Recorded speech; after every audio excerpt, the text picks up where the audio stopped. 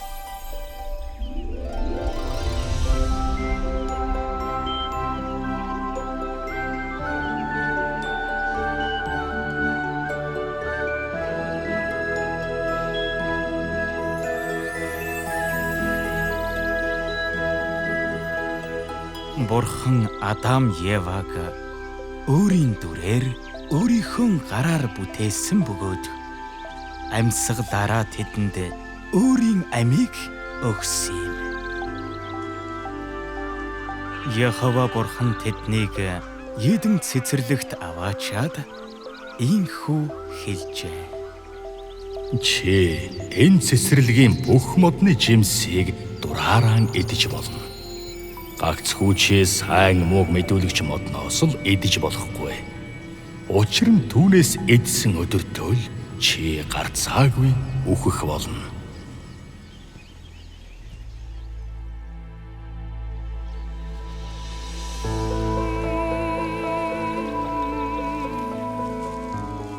Гэвч Адам Ева хоёр Бурхны захиасыг хайхарсангүй. Тэд сатааны уруу таталтад автаж сайн мууг мэдүүлэгч модны жимсийг идчихэ. Үүний дараа хүн төрлөختөн бүр Бурхны дайсан болж түүний оршин тогтнолыг зөвшөөрөхгүй хэмжээнд хүртэл улам бүр явзармал муу ёрын туйл болж оройтон нүгэлд шигдэн амьдарч эхэлсэн билээ. Ийм учраас Бурхан энэ хүн төрлөختнийг үерийн усаар бүр мөсөн устгахаар шийджээ.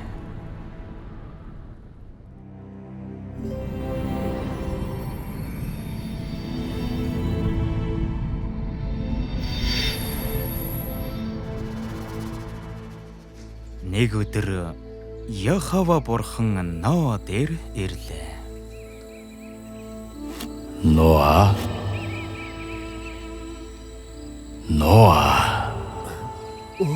Эзэн минь. Махан биетэй бүхний төгсгөл миний өмнө ирэв. Учир нь тэднээс болж газар дэлхий хүчирхийлэлээр дүүрчээ. Харагтун би тэднийг газартай хамт устгана. Чи говор мотор өөртөө нэгэн бүхээг хийж бүхээг дотроо тасал хаануур гаргаж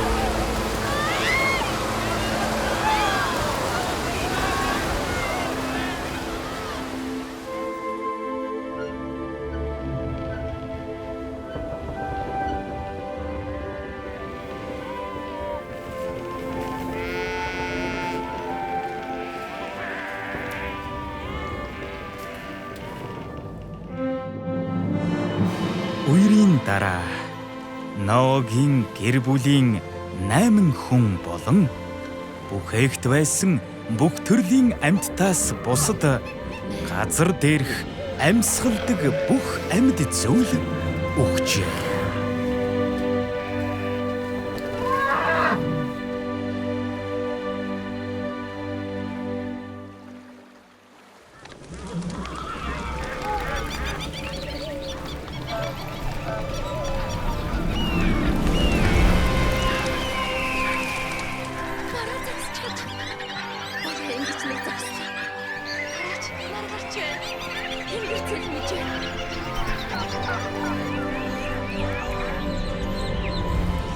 Эзэн минь.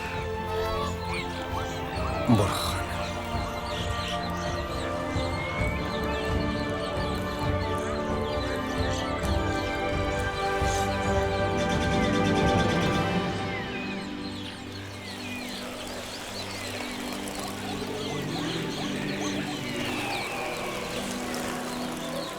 Тэд өнөөдрийг хүртэл газар дэлхий дээр цааш өсөж үржсэн юм. Бурхан тэдэнтэй газар дэлхийг дахин хизээч үерээр сүрүүлэхгүй гэсэн гэрээ байгуулжээ. Өнөөдөр харагддаг солонго бол Бурханы хүнтэй байгуулсан гэрээний нотлогоо юм.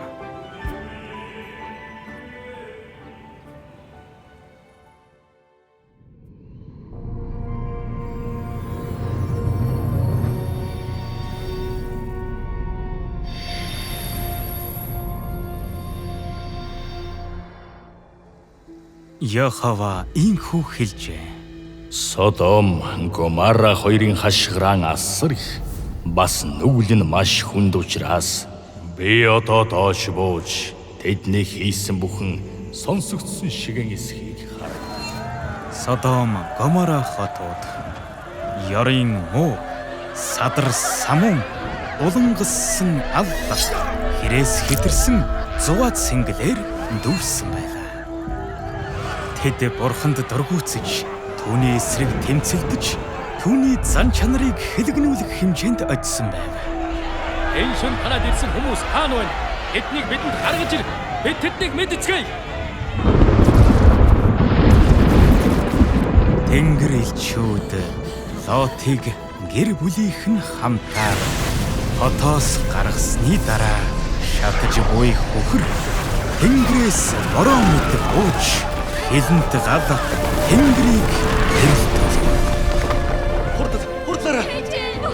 Манай гэр хэдүүлэн зогтохгүй болохгүй нэ. Бидний ань дээсэн дөрөв дэрвэн гэр ямар хамаатай юм. Ахын алга.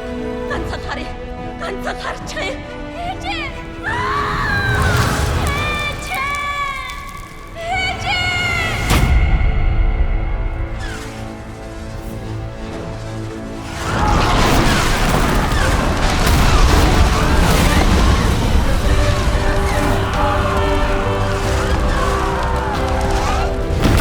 Содом, Гомора хотууд болон хотын бүх иргэд үнс урам болж Бурхны уур хилэнд үгүй боллоо.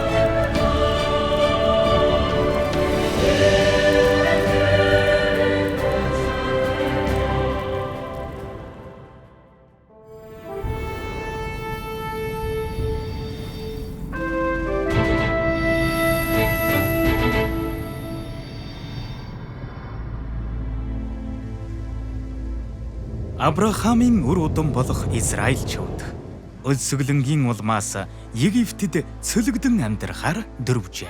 Израильчуудын олширн өсөж байгаагаас Египтчүүд айв. Иймээс тэднийг боолчилж тэдэнд харгас хандсан юм. Израильчууд тамлалтыг тэвчиж чадаагүй бөгөөд Бурханаас чин сэтгэлээсээ гуйлаа. Бурхан тэдний залбирлыг сонсож Израильчуудыг Египтээс гаргахаар шийджээ. Тэгээд тэр Мосег дуудав. Мосе. Тиймээс одоо харагтун Израилийн хөвгүүдийн хашгираан надад хүрлээ. Мөн Египтчүүд тэднийг хэрхэн дарлаж байгааг чи би харсан. Тиймээс одоо эргэтэн би чамайг фараон руу илгээн. Чи миний ард түмэн болох Израилийн хөвгүүдийг Египтээс гаргана. Мосе Бурхны тушаалаар Египтийн фараонтай уулзахаар явлаа. Гэвч фараон Израильчуудыг суллахыг огтхонч зөвшөөрсөнгүй. Бурхан Египтэд 10 гамшиг буулгах хүртэл гожууд фараон бууж өгсөнгүй. Эцэст нь Израильчууд Бурханы өдөрдөмж дор Египтээс явжээ.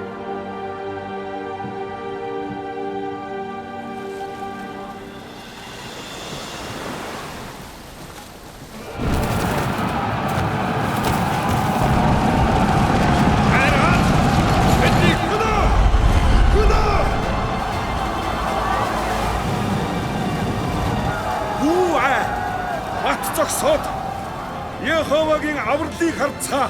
Тэр өнөөдөр үүнийг та нарт харуулах болно. Чи тайгаан өргөж гараа далай дээгүүр сунгаад үүнийг хуваа.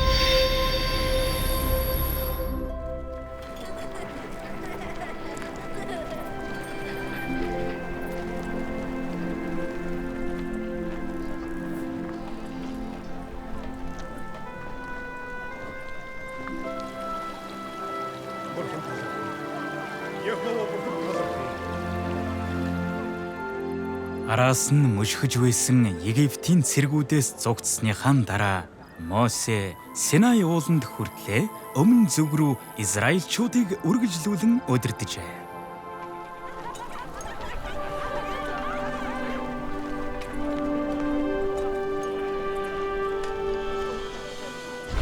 Яхава бурхан Синай уулан дээр суу алдартай бууж ирээд Израильчуудад өгөх өөрийн тушаалуудыг Мосегоор дамжуулан гаргав. Бурхан энэ бүх үгийг хэлсэн юм. Чи миний өмнө өөр бурхадтай байж болохгүй. Чи өөртөө зориулан ямар нэгэн сээлсэн дүрс бүү хий. Чи тэдэнд мөргөж тэдэнд үйлчилж болохгүй. Чи өөрийн бурхан Яхавагийн нэрийг дэвий бүр дурд.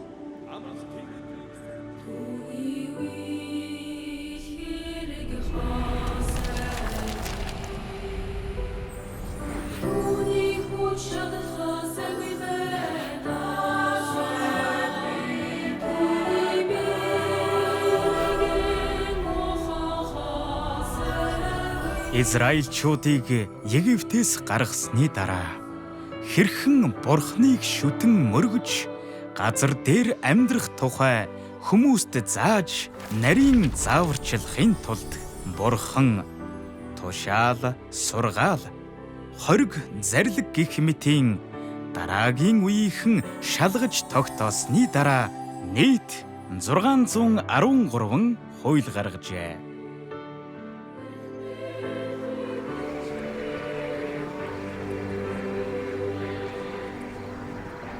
Эдгээр тушаал хууль нь хүн төрлөختнийг хэрхэн амьдрах талаар залж чиглүүлж, хүний ааш авирыг зохицуулж, ёс суртахууны стандартыг хэмжих хамгийн эртний дэлгэрэнгүй нөхцөл байв.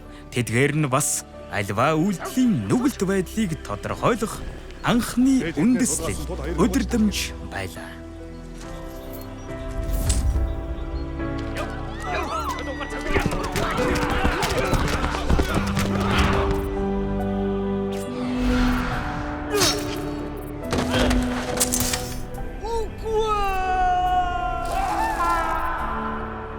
Тэдгээр нь үндсэн хууль тогтоох тухай тэмдэг стандартыг хожимын үеийнхэнд өгсөн билээ. Тэдгээр нь бас дараагийн үеийнхний хуулийн системийг төгс болгох үндэс суурийг тавьсан юм. Орчин үеийн хуулийн олон заалт болон шүүхийн ойлголтуудад эдгээр хууль гүн гүнзгий нөлөөлжээ. Жишээлбэл аллага, хүчин, дээрэм, үтгэлэг болон өмч хөрөнгө завших явдлыг 10 тушаалд үндэслэн гэмт хэрэг гэж тооцсон. Израильчуудад зориулж Яхова бурхны гаргасан хууль тушаалууд нь хүний хуулинд гүнзгий нөлөөлөд зогсохгүй. Мөн хүний нийгэмдх ёс суртахууны соёл иргэншил болон ардчилсан байгууллагуудын үүсэл бүрдэлд шийдвэрлэх чухал үүрэг гүйцэтгсэн юм.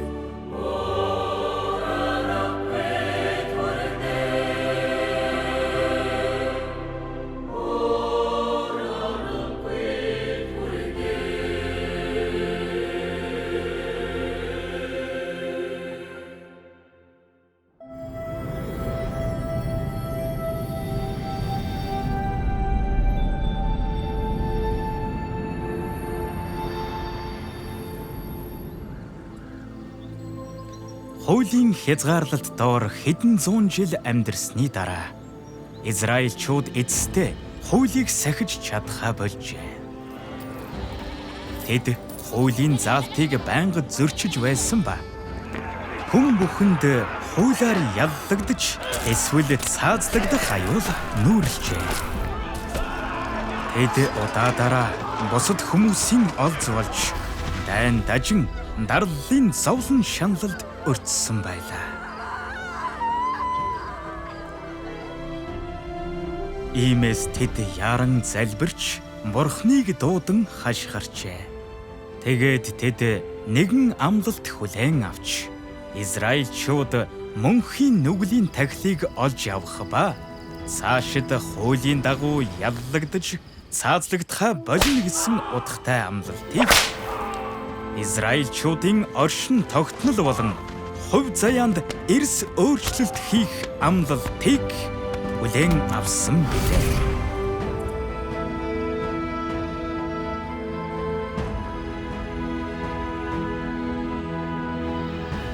Тиймээс Йохова бурхан иш үзүүлэгчээр дамжуулан Израильчуудад айлдсан юм.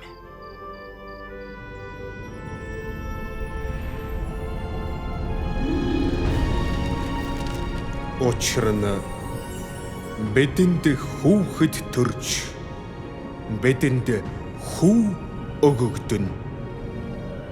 Засаглал түүний мөрөн дээр байх болно.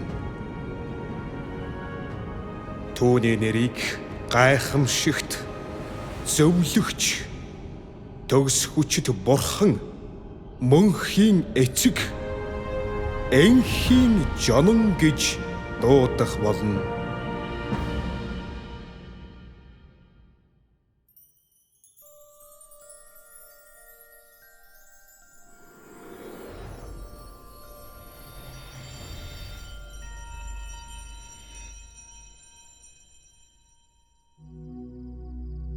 Манай эртний 1-р онд Бэтлехэм дэх Юудэ буудлын тэжээлийн онгоцонд эрэгтэй хүүхэд төржээ. Дорн зүгээс ирсэн 3 мэргэн хүн урд нь хизээж үзэгдэж байгаагүй одоор замчлуулан хүүгийн төрсөн газарт ирэв.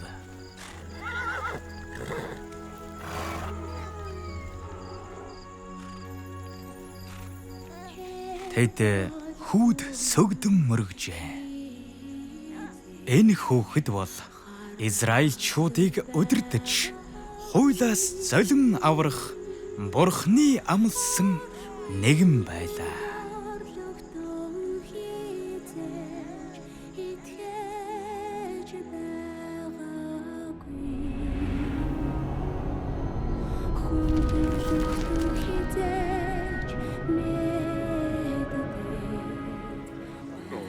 Энэ хэний хүүхэд вэ? Маш өвөртэй.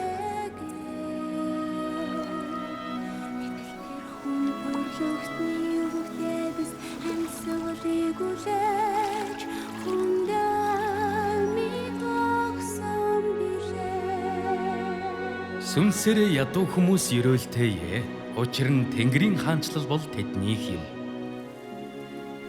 Зөвхт байдлын төлөө өлсөж цангадаг хүмүүс ерөөлтэй. Учир нь тэд цатгагдах болно. Харин үг чинь заа бол заа, үгүй бол үгүй байг. Учир нь эдгээрээс сайших нь ёрын муугаас гардаг юм. Намайг эзэн минь гэсэн бүхэн Тэнгэрийн хаанчлалд орохгүй. Харин Тэнгэрт байгаа миний эцгийн хүслийг биелүүлдэг хүн орно.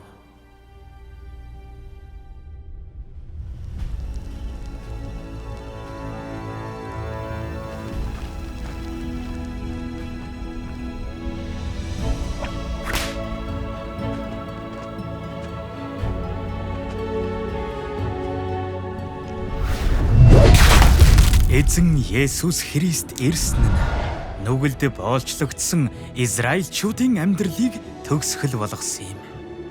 Тэд хуулийг сахиж чадаагүйхэн төлөө яллагдж эсвэл цаазлагдах аюултай нүүр тулах хэрэггүй болжээ.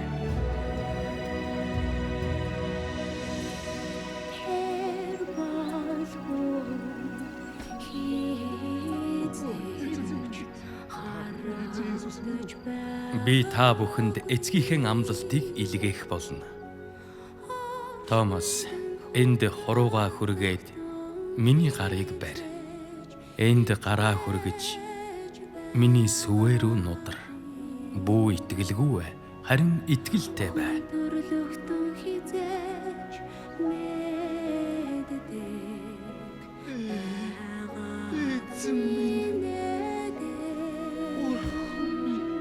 Чи намайг харсан учир надад итгэсэн, хараагүй атлаа итгэсэн хүмүүс ирүүлтэйе.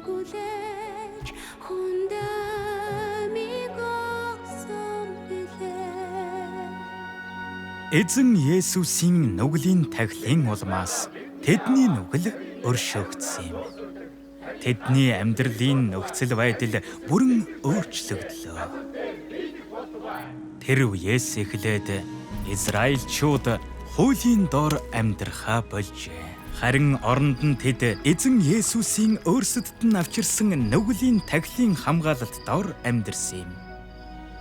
Энэ нь Израильчууд хуулийн хүлээснээс бүр мөсөн ангиж ирж цоо шин эрен үед орсон гэсэн үг билээ. Энэ эрен үед тэд гэмшлэр дамжуулан эзний элбэг дэлбэг нэгүслэр дамжуулан нүглээ намчилсан бөгөөд эзэн Есүсийн өөрсдөд нь хайрлсан амлалтыг бас эдэлсэн юм. Энэ нь эзний өршөөл, хайр, хүлээцтэй байдал, ерөөл, уучлал, төвчээрээр бэлгсэн эрен үе байв. Ийм учраас бид үүнийг шинэ эрен үе буюу нэгүслийн эрен үе гэж нэрлэдэг. Эзэн Есүсийг өөрсдийн аврагч гэж хүлээн зөвшөөрсөн цагт хүмүүсийн нүгэл уучлагдах бөгөөд тэд Бурхны хайрлсан баялаг нэгүсэл болон ерөөлийг эдэлж чадах юм. Энэхүү нэгүсэл Бурхан хүн хоёрын хоорондох зайг багасгаад зогсохгүй. Мөн нүглийн боолчлолоос хүн төрлөختнийг аварсан юм. Энэ нь өөрсдийн нүглээс болж Бурханаас холддгоо болж харин Бурхны нүглийн тахилын ачаар өршөөгдөх, Бурхны баялаг нэгүслийн ачаар альч цаг үед ямар ч газар оронд түүний өмнө очих чадвартай болох боломжийг хүмүүст олгосон билээ.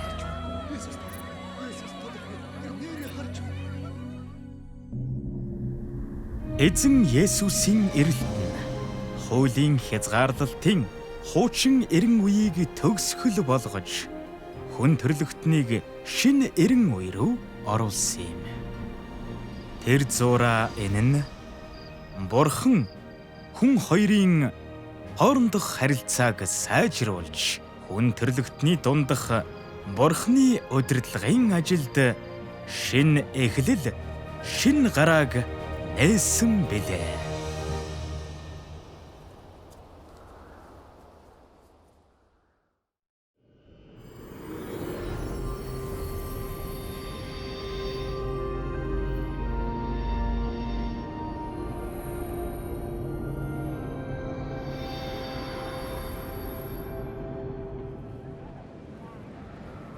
Манай эртний 70 онд эзэн Есүс дахин амилж Тэнгэр өөд гарснаас хойш 37 жилийн дараа Ромын арим Иерусалимыг эзлэн авлаа.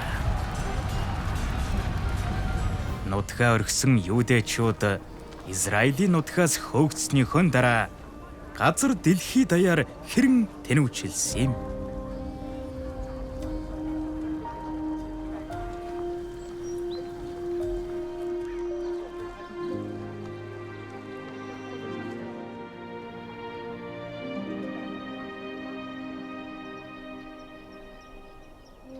Хэдий тэд төрлөх нутгаа алдсан боловч юудэд хязгаарлагдж байсан эзэн Есүсийн Тэнгэрийн хаанчлалын сайн мэдээг авч яваад дэлхийн өнцөг булан бүрт түгээсэн юм.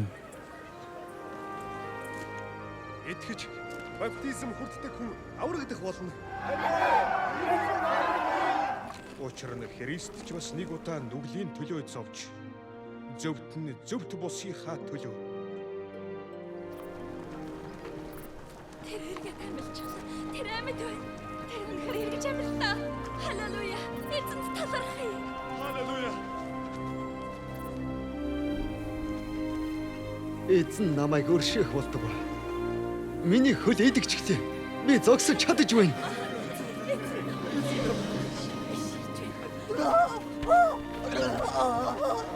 Өө эзэн минь, та өөрийнхөө хүүхдийг өршөөх болтугай.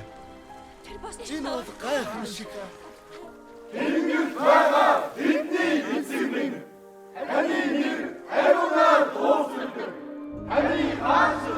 Бурхны мэргэн ухаан Тэнгэрийг давж түүний үйлэх хэрэг итгэхийн аргагүй гайхамшигтай гэдгийг энд бид тунхаглах ёстой.